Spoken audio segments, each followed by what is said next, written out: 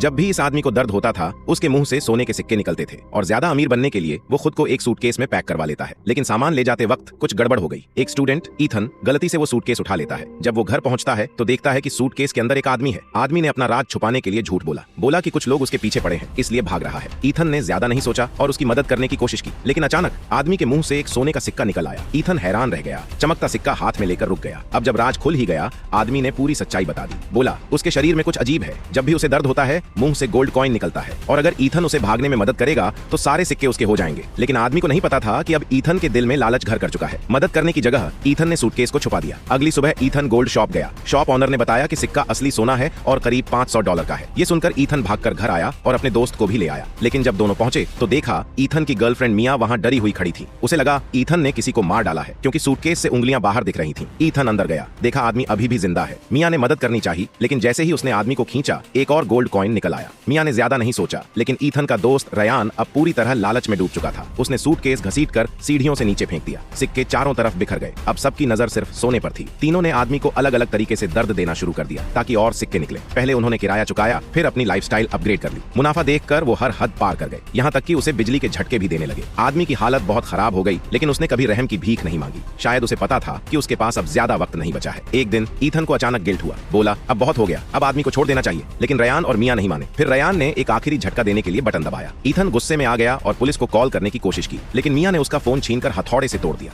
Ethan ने विरोध किया तो रयान ने उसे भी हथौड़े से मार दिया। ईथन जमीन पर गिर गया, खून से लथपथ। अब रयान और मिया को समझ आया कि उन्होंने क्या कर डाला। वो पैसे लेकर भागने लगे, लेकिन देखा कि आदमी अब भी सांस ले रहा है। उन्होंने सोचा जाते जाते कुछ और सिक्के निकाल लें। जैसे ही उन्होंने फिर से झटका दिया, आदमी जोर से हंसने लगा। उसकी आंखें सोने की तरह चमकने लगीं, लेकिन दोनों ने इसे सीरियस नहीं लिया और फिर बटन दबा दिया। अचानक कमरे में काला धुआं भर गया और सूटकेस वाला आदमी राक्षस बन गया। दोनों के शरीर डर से जड़ हो गए, लेकिन अब पछताने का वक्त नहीं था। उस राक्षस के पास 2 खाली सूटकेस पहले से तैयार थे। अब लालच की पूरी कीमत चुकानी थी। इसके बाद राक्षस ने फिर इंसान का रूप लिया और एयरपोर्ट पहुंच गया। एयरपोर्ट स्टाफ की मदद से उसने आसानी से 2 सूटकेस बेल्ट पर रखवा दिए। लगता है वो दोनों लालची लोग अब अपनी असली सजा पाने वाले थे।